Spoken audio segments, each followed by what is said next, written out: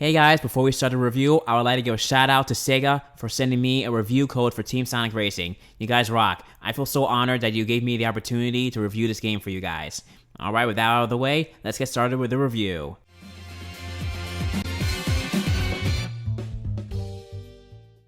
What's up everyone, Mario Kart Gamer Dude here with my first ever game review for Team Sonic Racing. Once again, thanks to Sega for giving me this review code. Today, I'm going to give a rundown of what Team Sonic Racing has to offer and where it stands, as well as where it falls. Number 1, gameplay. Team Sonic Racing is what it is, a racing game. It has items, boost pads, trick performances, and amazing tracks.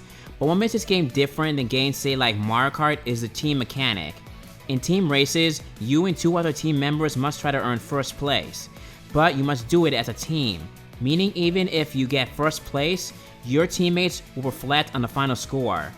During the race, you or your teammates can do as followed.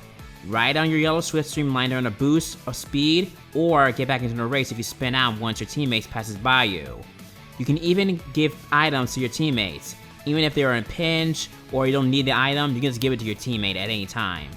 This kind of mechanic works super well. I can't tell you how many times it has helped me and many of my teammates win races. Another new perk of this mechanic is the Team Ultimate. With that, you and your teammates earn a boost of speed, and you will be totally invincible, knocking anything out of your way.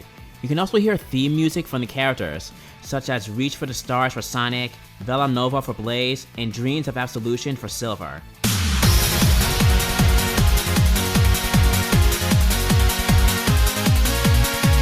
Man, that is such a headbanger.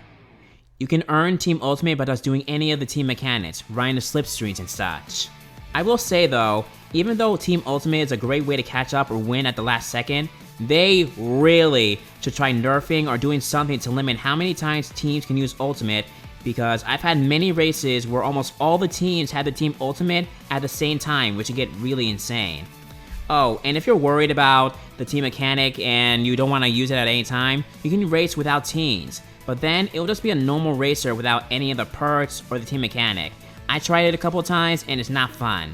And speaking of not fun, number 2, online. The online mode is very mediocre at best, at least in my opinion. I've played at least 3 races online, and I've had to crash or have many bugs happen. I mean, I started one race, and once the timer said go, my car and all the other racers just started going backwards and out of control. I wish I could show you that footage, but I wasn't recording anything at the time. After that, I backed away from the online and haven't been back since. Number 3, customization. Like with Mario Kart 8, players can customize their cars by changing their wheels and such, but what Team Sonic Racing does is go deeper into it. Not only can you change the wheels and body parts of the car, you can customize the color scheme of each vehicle, as well as add vinyls and even change your horn. You can even use some of the other racers' color scheme for your car. I chose Amy's scheme, and it made Shadow and Sonic drive a pink car once. One note though, customizing your car can change some of your car stats, so keep an eye on that. You can unlock some of the vinyls and other custom car parts and colors via the mod pods, which is kind of like a gacha video game where you spend credits and you acquire new parts randomly. Thankfully, the car parts don't repeat themselves, only the bonus bosses do, which give you either an item, extended boost, or Team Ultimate length. Number 4, characters. Unlike the past Sonic Racing games which featured characters from the Sega universe, Team Sonic Racing just focuses on the Sonic characters we all know and love.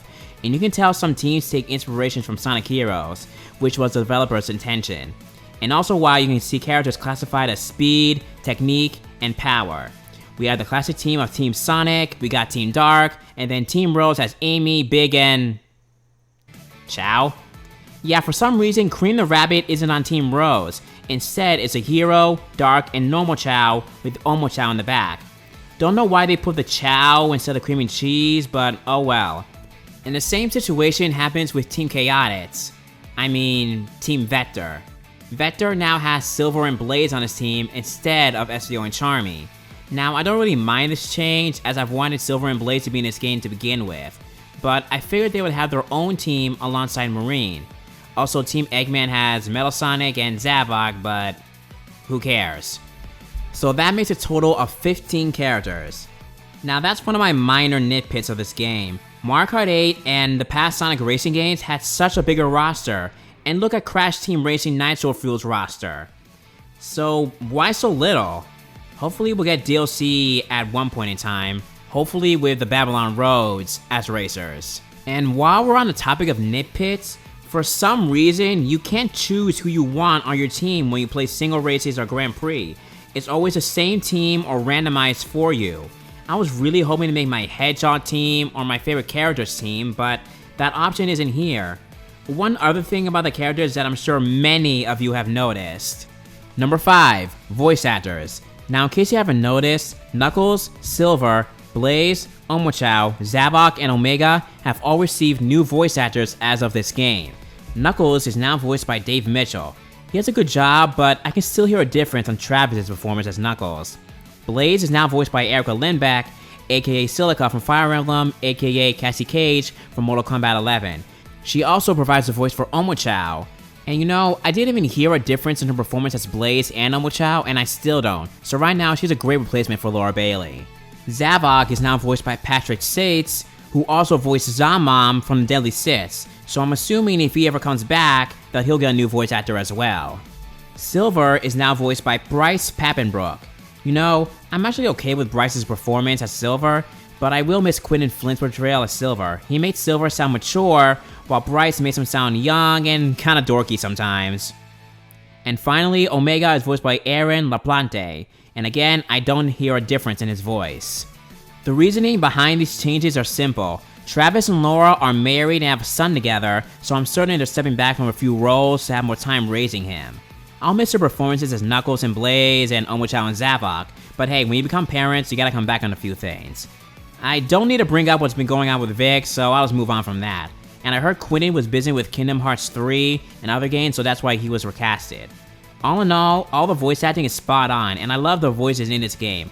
All the current VAs are at their best, and I just love how each of the characters just shoot remarks at each other during the race and when they get hit or when they hit each other. Get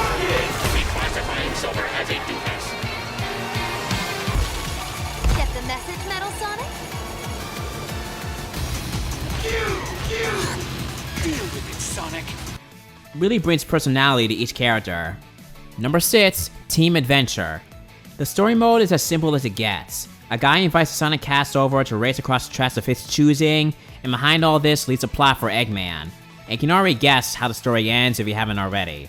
The story mode kinda reminds me of Sonic Freerider's story a bit, but the difference this time is the guy behind this, named Dodonpa, isn't actually the bad guy this time. That actually caught me by surprise. I was really certain he was Eggman in disguise or a robot that Eggman built, because he laughs like Eggman and has a mustache just like him. Number 7, music. My god, the music in this game is a joy to listen to. Crush 40 returns to provide music as well as provide for the main theme. Johnny, you still got it. Not only is Crush 40 in on this, we have other famous musicians in on this. Even some YouTubers are in this, such as Hyper Potions and T. Lopez. My favorite music tracks are definitely Frozen Junkyard, Final Egg, Market Street, and Bingo Party. Oh, and speaking of tracks, number 8, tracks. All of these tracks have something to offer: graphics, music, and challenges. There are 21 tracks in total from this game. Some of them are tracks from the previous Sonic racing titles, but some of them were changed to match with the mechanics of this game. That's why the track Ocean View doesn't have that boat section anymore. Number 9, overall score and thoughts.